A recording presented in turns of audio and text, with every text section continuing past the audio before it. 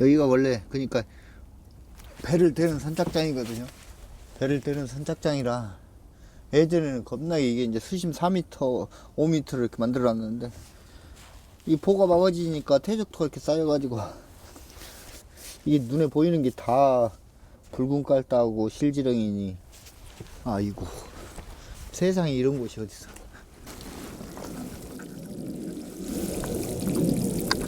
이게 지금 보글보글 끓어오르잖아요. 이게 이제 안에서 뻘이 이렇게 계속 채이면서 쌓인 거예요. 쌓이고 안에서 이제 기온이 올라가니까 이제 보글보글 끓어서 썩어 올라오는 거예요. 그 바닥이 썩어서 올라오는 거죠. 완전히 메탄가스가 지금 물이 빠져서 그런데 물이 차 있을 때는 비 오듯이 와요. 비 오듯이.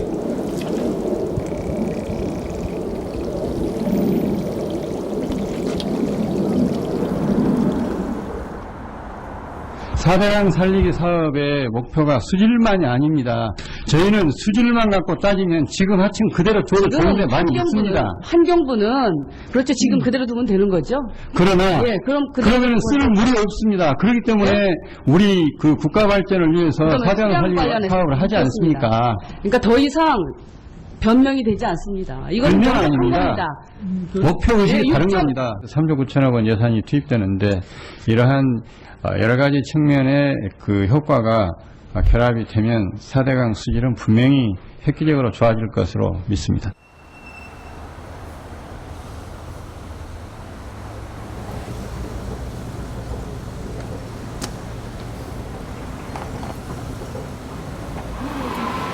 제가 6시에 만나기 그러기로 했는데 너무 늦어가지고 여기는 이용훈 기사님 오셨어요? 네, 그분 만나고 장관님 안녕하세요. 저 오마이뉴스의 김병기 기자라고 합니다.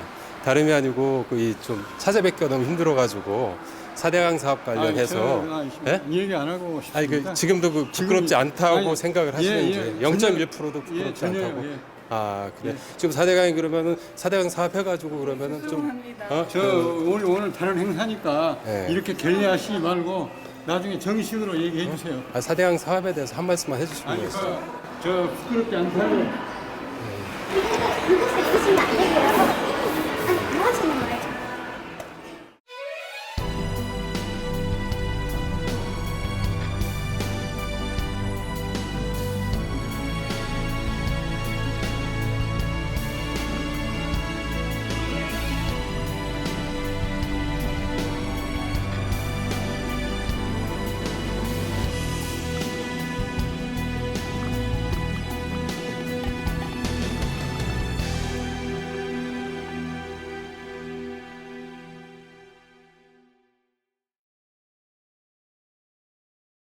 이명박 전 대통령은 한반도 대운하를 포기했고 죽어가는 4대강을 정비만 하겠다고 했지만 거짓이었습니다.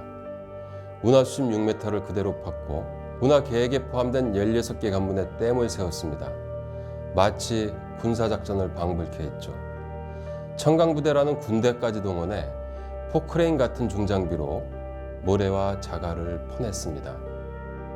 멀쩡한 4대강을 죽은 강이라고 우기면서 세금 22조 원으로 강바닥을 팠지만 지금도 지천과 합류하는 지점은 걸어서 강을 건너다닐 정도로 재퇴적되었습니다. 공사 후 4대강은 흐르는 강이 아니라 흐르지 않는 호수로 변했죠. 모래 자갈을 퍼낸 자리를 채운 건 댐으로 가로막혀 퇴적된 시궁창 펄입니다. 그게 썩으면서 메탄가스를 뿜어내고 있습니다. 그렇게 강은 죽어갔던 거죠.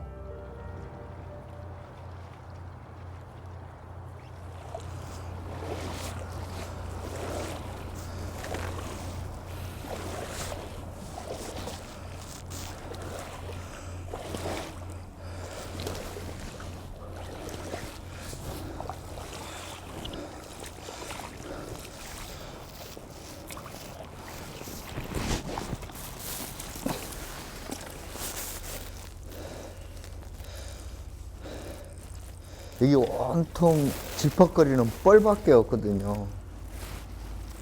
보이는 것처럼 실지렁이 붉은 깔따고 이 시궁창에 사는 애들이 득식을 하거든요. 특히 이렇게 많은 애들이 서식하는 곳은 수돗물로 사용해서는 절대 안 되는 거거든요, 우리가. 14년 전에 제가 지역신문 기자 제의를 받고 찾아갔던 금강은 고운 모래톱이 깔리고 야생동물이 뛰어노는 그런 청정지역이었어요. 그리고 제가 일을 하다가 힘들 때면 그 강을 찾아서 이안을 삼기도 했거든요. 4대강 사업 이후에 그 막던 강이 시커먼 뻘강으로 변해버린 거죠. 당시 그분들이 했던 얘기는 딱 그거예요. 공사 중이기 때문에 이런 물고기 떼죽음, 환경적인 피해가 나타난다. 준공이 끝나고 나면 이런 피해들이 싹 사라질 것이다. 강이 안정화 단계에 접어들 것이다.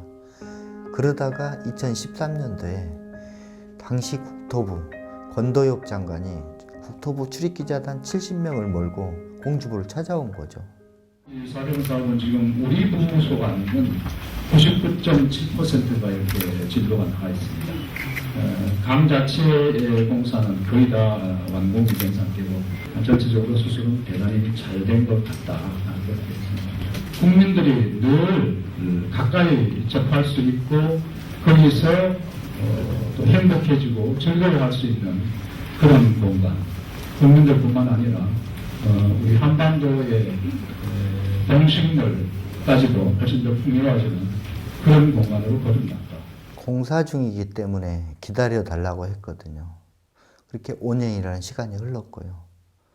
그런데 오히려 더 강은 썩고 망가져 버린 거예요. 좋아진 거 아무것도 없어요. 아무것도.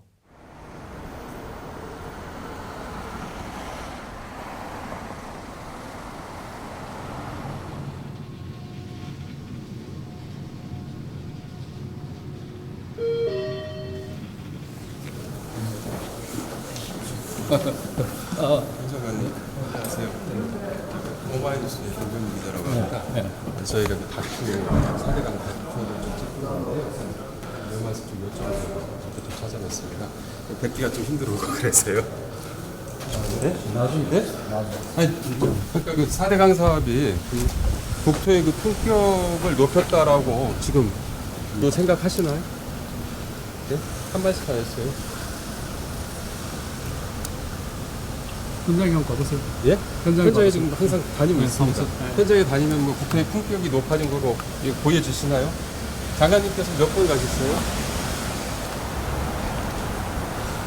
그 22조 원으로 경제도 살리겠다고 했지 않습니까? 그런데 경제가 좀 살아나고 4대강의 예산이 얼마, 예? 어디에 얼마나 들은지 아세요? 22조 2천억 그 총 예산이 그렇게 들은 거 그게 아니에요? 어디 그렇게 들었습니까? 예? 어디 그렇게 들었죠? 포봉사라든지 뭐 이러저러한 그 제반 시설에 다 쓰인다. 오마이뉴스하고 네. 인터뷰하고 싶지 않으니까 가세요. 한 말씀만 해주세요. 제가 그동안 얘기 많이 했어요. 언론은 팩트를 정확하게 전달하려고 애쓰고 사람들마다 시각은 좀 다를 수 있지만 다른 시각도 정확하게 전달하려고 애써야 되는데 오마이뉴스가 정말 그런 객관적인 위치에 있는지 한번 생각해 보세요. 그 장관님께서는 그러면 지금도 그 4대강 잘한 사업이라고 생각하시는 건가요? 네? 안녕하세요.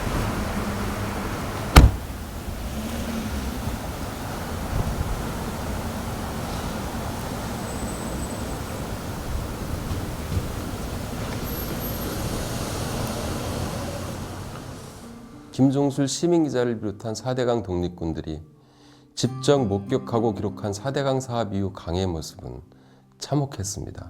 매년 녹조가 더 짙게 찬 거라고 시궁창 펄에서만 사는 붉은 깔따구와 실지렁이가 강바닥을 점령했습니다. 4대강 죽은 물고기 뱃속엔 기생충이 가득했습니다. 그렇게 입이 없는 강은 스스로 몸부림치며 자기 죽음을 알리고 있었죠. 4대강 사업에 부역했다가 정부 고위직에 오른 사람들, 1,300개가 넘는 역대 최대의 훈포상을 나눠먹은 사람들은 지금도 승승장구하고 있죠.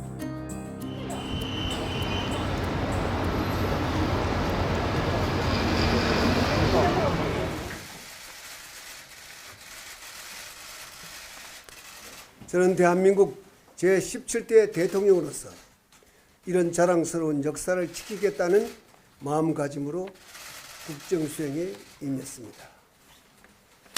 퇴임 후 지난 5년 동안 저는 4대강 살리기 위한 자원외교, 제1롯데월드 등 여러 건의 수사가 진행되면서 많은 고통을 받았습니다만은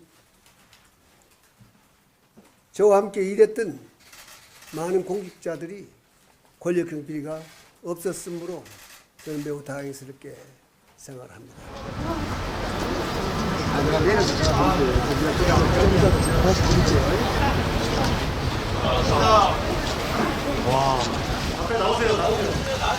나갈 거예요, 앞에. 나가요. 나에게 질문하라고 하셨는데 검찰에서의 할 있다는 얘기입니까? 칼날 가면 보고 하시는 겁니다.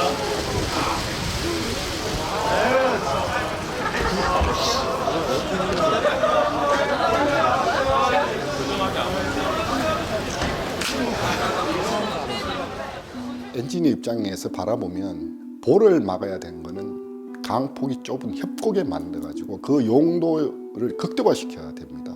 근데 지금 우리 4대강 보는 하천폭이 굉장히 넓은 데다가 우리가 만들어져 있거든요. 그 이유가 뭘까요? 운하로 확장할 수 있게끔 구조적인 걸 만들다 보니까 당연히 강폭이 넓은 곳에 만들지 않으면은 나중에 언젠가 확장돼야 될 운하라든가 이런 개조를 하기 위한 곳에 적정한 곳을 찾는 것이라는 거죠. 그러다 보니까 물 이용도 측면에서 물 이용 목적이 달성했느냐, 그하고는 아무 관계없는 보가 만들어졌다는 겁니다. 뭐 처음에 추진할 때처럼 레저 관광을 얘기했지만 또 수질이 악화되니까 레저 관광도 할 수 없는 그런 공간들이 됐다 보니까 실제 이 4대강이 우리 삶하고 무슨 연관관계가 있는가.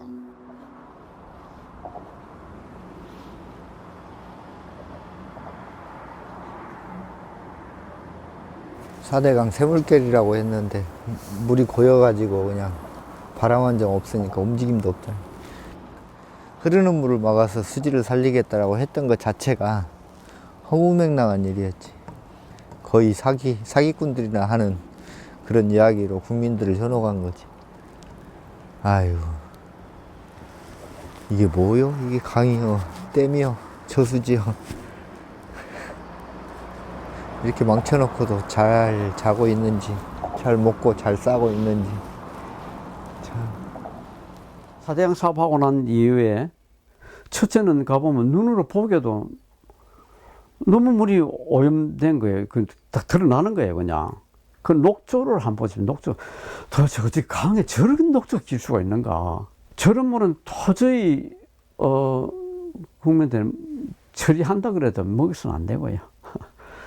그리고 저게 농사 지으면 농작물은 축적될 거고 물고기 축적될 거고 저는 어떤 데서 물은 저렇게 놔둬서는 안 되는 겁니다. 저런 물은. 4대강 찬성한 전문가들, 그 사람들 이야기는 4대강 사업을 하면 물이 좋아진다는 거. 첫째는 물이 왜 좋아지는가 하니까 댐을 만들면 물이 좋아진다는 거예요. 댐을 만들면. 그래서 뭐 가져오는 얘도 그렇습니다. 팔당댐 처음 유입수보다 아래가 더 좋지 않느냐. 뭐 이런 식으로 해가지고 도와준다. 그리고 녹조가 줄어든다는 거예요. 이제 수심이 깊어지니까 밑에는 햇빛이 안 들어가니까 이제 그러면 녹조가 안 들어간다. 이런 이야기, 뭐 식을 내가면서 이야기하고 그럽니다. 저런 이론을 어떻게 전문가라는 사람이 할 수 있는가 참 정말 기가 찰 정도였습니다. 이 하천 생태계라는 것은 회복력이 굉장히 빠릅니다. 우리가 남산에 가서 나무를 다 불렀다. 그럼 수십 년 걸립니다. 하천의 수생태계는 뭐냐? 한 번 그 홍수 지나도 1년만 다 회복이 됩니다. 굉장히 회복력이 빠른 것이 하천 생태계입니다. 그래서 그날 배현재 교수 이야기한 이런 것들은 준설하지요. 준설하지만 1년 내로 다시 회복이 된다. 자연을 스스로 만든다. 이게 뭐냐면 환경학에서 기본적으로 나오는 용어입니다. 자연은 자연을 스스로 만든다. 또 하나가 뭐냐면 체류 시간이 길어진다고 물이 썩는다. 이렇게 자꾸 이야기를 하는데 소양호의 체류 시간이 얼마입니까? 1년입니다. 팔당호의 체류 시간이 5.5일입니다. 어디가 수질이 좋습니까? 체류 시간 짧은 팔당이 좋습니까? 긴 소양호 좋습니까? 바이카로부터는 수천 년입니다.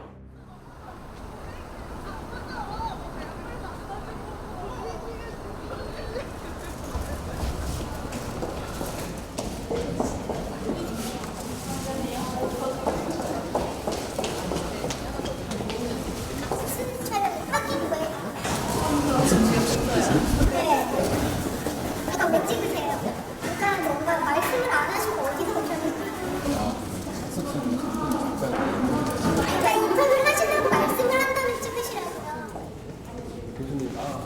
안녕하세요. 오마이뉴스 김병기 기자입니다. 예? 예? 예? 예? 그 교수님 잠깐만 좀. 예?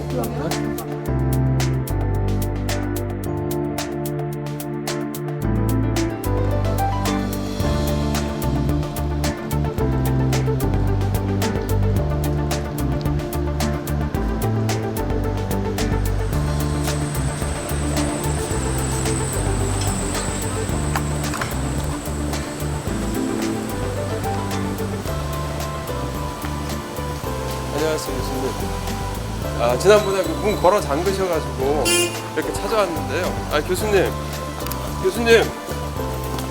교수님, 한 말씀만 해주세요. 예? 4대 강사가 마치고 잘한 일이라고 생각하시나요? 예? 데스크류 돌리면 수질 좋아진다고 생각하시나요, 교수님? 예? 한 말씀만 해주세요, 교수님.